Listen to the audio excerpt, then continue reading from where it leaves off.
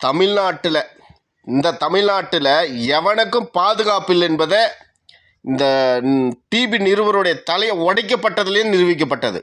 பெண்களுக்கு பாதுகாப்பு இல்லை, 2 வயசு குழந்தைங்களுக்கு பாதுகாப்பு இல்லை, பெரும் செல்வந்தர்கள், பணக்காரர்கள், வியாபாரிகள் அவர்களுக்கு பாதுகாப்பு இல்லை.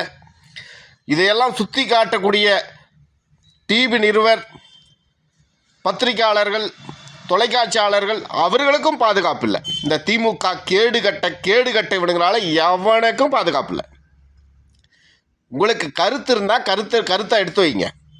கருத்தில் இல்லையா விட்டுட்டு போங்க. ஊழல் பண்ணி பினாமி பேரில் மலையை உடைச்சி கல்லை உடைச்சி கேவலமாக வாழ்ந்துட்டுருக்க நீங்கள் அதை எடுத்து சொல்கிறான் நாம் தமிழ் கட்சிக்காரன். அங்கே கீரை சேரெலாம் எடுத்து போட்டு அடித்து பொதுமக்களை அடித்து ஓட விட்டு அந்த நரியாளர் மண்டியை உடைச்சி என்னடா இது டேப்பா, இன்னும் ஆந்திராவிலேருந்து வந்து திமுக காரனுக்கு எழுதி கொடுத்துருச்சா? ஆந்திராக்காரன் திமுக காரனுக்கு எழுதியாக கொடுத்துருச்சு. எவ்வளோ நாள் ஆடுவீங்களா அவங்க ஆட்டம்? நாங்கள் யார் அப்படின்னு நான் யார் என்று தெரிஞ்சுக்கினேன்.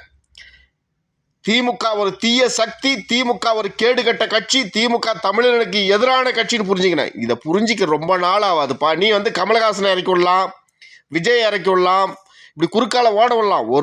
ஒரு நாள் தமிழர்கள் ஒன்றாக மாறுவாங்க.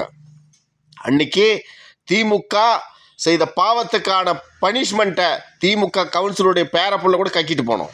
சும்மா விட்டுற மாட்டாங்க. தமிழ்நாட்டுடைய வரலாறு எடுத்துப்பார். எவ்வளோ கேவலமாக இல்லை. பெண்களை கற்பழிச்சிங்க, இஸ்கோலில் கொள்ளடிச்சிங்க. நீங்கள் கொள்ளடிக்காத ஒரு துறை சொல்கிறா. கக்குசில் கூட 1000 கோடி ஊழல் பண்ணீங்க. ஊழல். கல்வி பள்ளிக்கூடங்களை சீரமைப்பதில் ஊழல், நோட்டு புக்கு வாங்குவதில் ஊழல், அதே மாதிரி பென்ஷன் கொடுப்பதில் ஊழல். எப்பா ஊழல் எதை தொட்டாலும் ஊழல் தான் திமுகவில். இப்போ உச்சபட்சமாக இதை எதிர்த்து பேசுகிறவங்க மேலே அடி, தாக்குதல், கொலை வெறிய கொண்டு போயிட்டீங்க. உச்சபட்சமாக இந்த நியூஸ் தவணா அந்த தொலைக்காட்சியை அடிச்சு நொறுக்குறீங்க. இப்போ டிபி நிறுவனங்கள்லாம் உண்மையிலே சூடு சொரணை வந்தால் இவர்கள் செய்யும் தப்பை இன்னைக்கு எடுத்து 30 நாளாக காட்டுங்க, தொடர்ந்து காட்டுங்க. இவனுக்கு டெபாசிட்டி இழந்து போடும். திமுக உச்சபட்சமான இருக்கக்கூடிய ஸ்டாலினே முதலமைச்சரே டெபாசிட்டி இழந்து போடும். உங்களால் முடியும். டிபி நிறுவனம் செய்வீங்களா? ஏன்னா அடி வாங்கி நீங்கள் திறந்த மாட்டீங்க. அடி வாங்கிறது எவனோ தானே அப்படின்ட்டு டிவி நடத்தக்கூடிய முதலாளிகள் உக்காந்துருவீங்க.